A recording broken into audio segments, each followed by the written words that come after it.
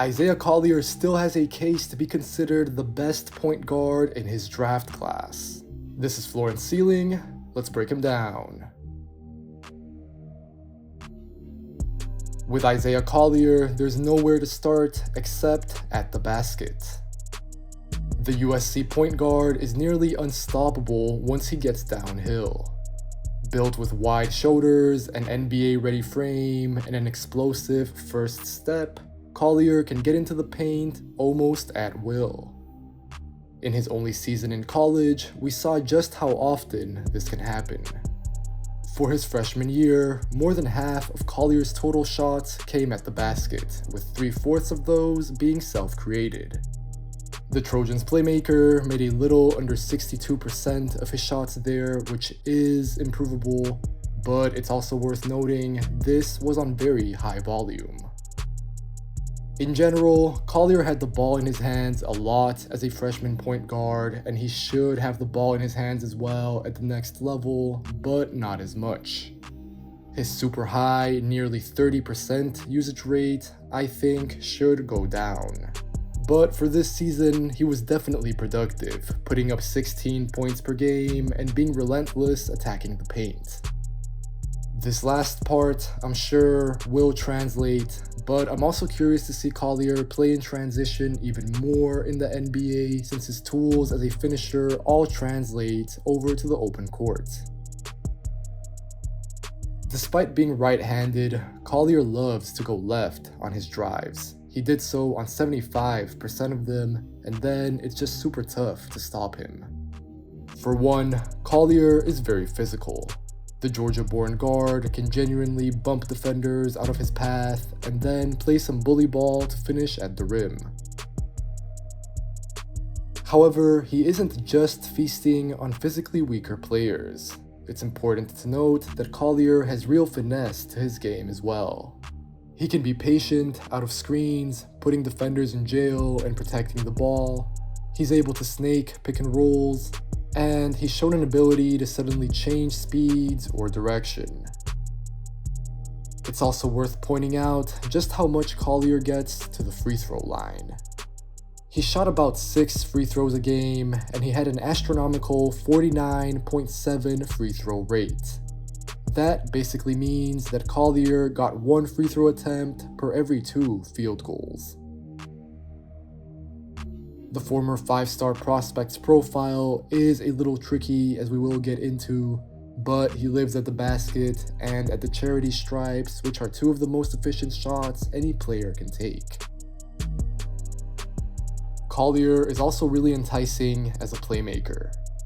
I don't think that we saw the best version of him as a facilitator during his sole season at USC, but even then, I'm convinced that Collier will be at worst a top 3 passer in this draft. As a freshman, he averaged a bit over 4 assists per game. And since we're already on the topic of how the Trojans guard attacks the paint, then let's get into how Collier's facilitating lends itself to the open court. When he's allowed to play in so much space, it's a really tough task to keep Collier in front. He pushes the pace in a matter of seconds, and then he's creative and deceptive with his drop-offs and kickouts. What I really love is how the USC point guard plays at more than one speed. It would have been easy for such a dominant athlete like him to only go full throttle at this stage of his development, but Collier can certainly change it up and fake defenders out. His positional size also helps in these situations. Collier is listed at 6'5". I'm skeptical about that measurement after having seen him in person multiple times, but really the crucial thing here is that I don't think he'll have many problems with his height or size at the next level. His speed and his strength are huge factors in this. Collier should be able to see over the top of defenses, and I expect that he'll eventually gain access to those tougher passing angles. Of course, it helps that Collier can seemingly touch the paint whenever he feels. He has a real ease at collapsing defenses, and I actually thought that he looked a little quicker in high school than he did in college, so there might even be some room for improvement here.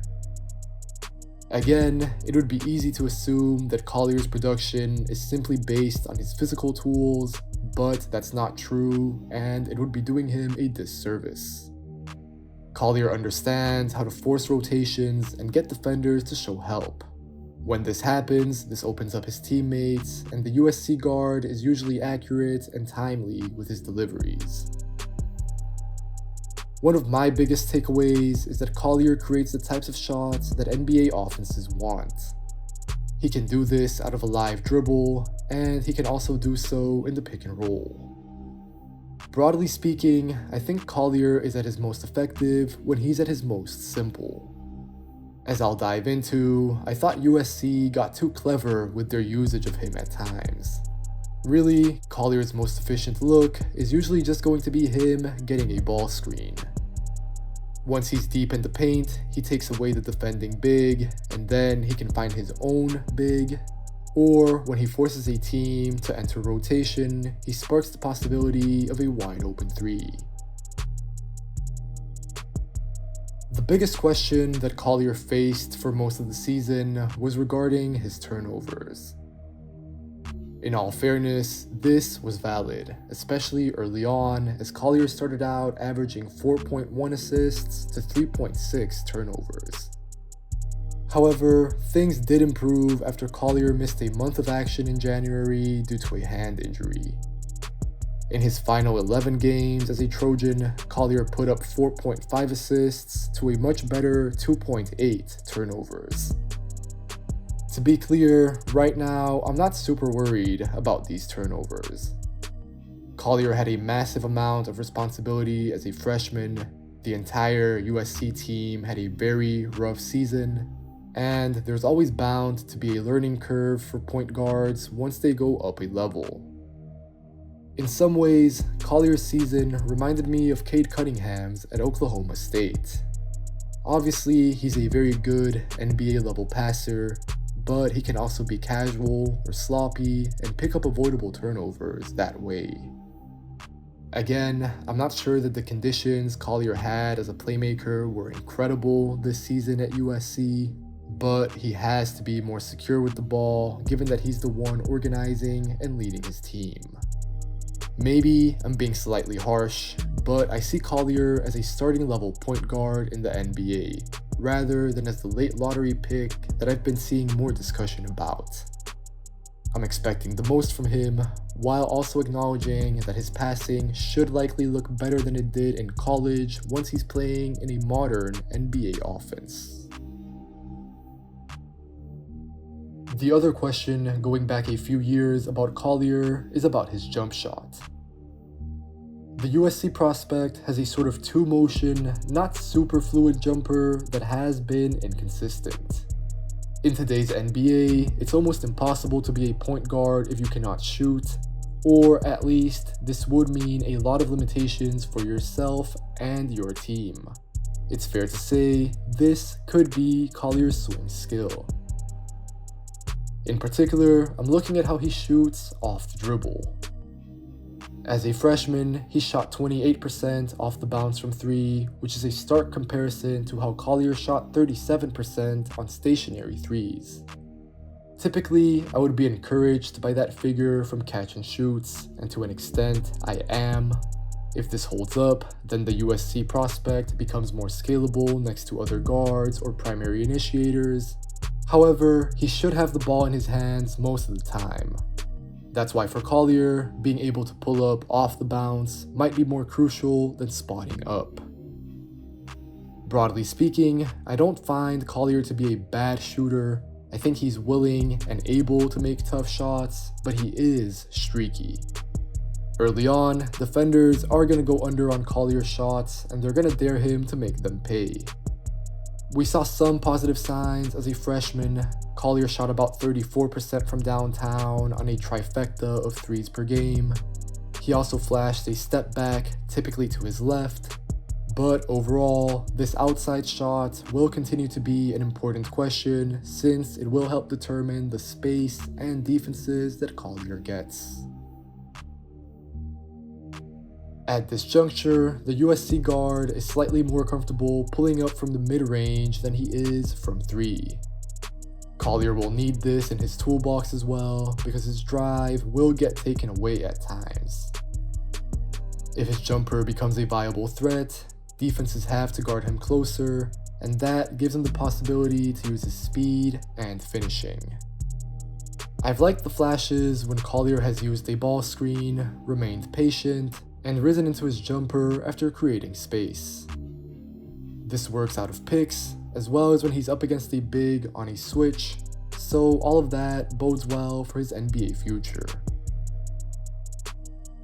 Still, as I said, Collier is up and down, and again, these reps come on low volume. For now, the process is typically solid enough, but he can be a little hesitant, and his misses have more variation than I would like. Shooting is still not Collier's natural game, but he will have to keep getting better in order to punish defenders who sag off of him, as well as bigs who play in deep drop coverage. I'll be brief here because I generally believe in Collier's finishing, but there are two areas to mention. The first one is that while Collier can resemble a running back with his power attacking the paint, he's not really an above-the-rim finisher. He only had 6 dunks for the entire season, and sometimes he can get stuffed under the basket. Collier still needs to improve at finishing against length, and also I think this is where his game can become slightly predictable. So having more of an in-between game would definitely be helpful, particularly if you worry that Collier's 3-point shot will still take a few years to really come along. All of that ties into my second point, which is that Collier needs some more diversity as a slasher.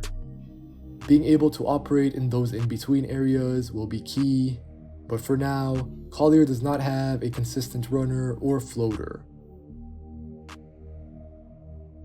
Finally, I think this will stay specific to USC, but Collier was used in the post more often than I would have liked this season.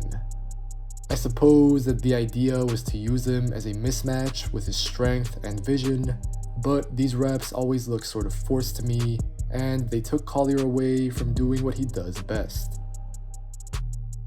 Plays like these are why I say that USC was probably not the best context for Collier this season, but looking ahead to the NBA, I would be pretty surprised if we saw him get utilized down low like this.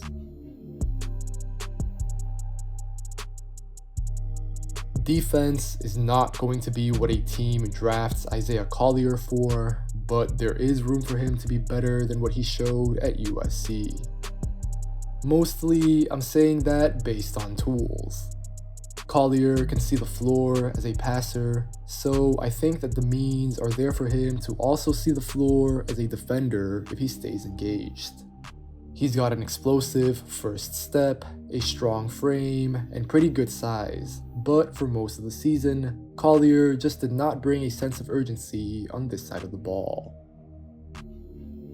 His effectiveness was disappointing. He did get steals in terms of production, but largely that was from hopping into the passing lanes. In regards to more disciplined defense, Collier failed to offer much resistance.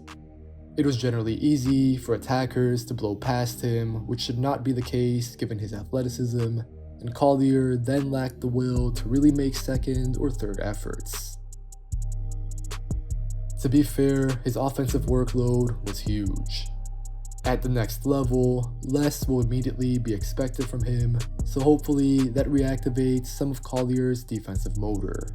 But largely speaking, the USC prospect is still a long ways away from truly being helpful on this end.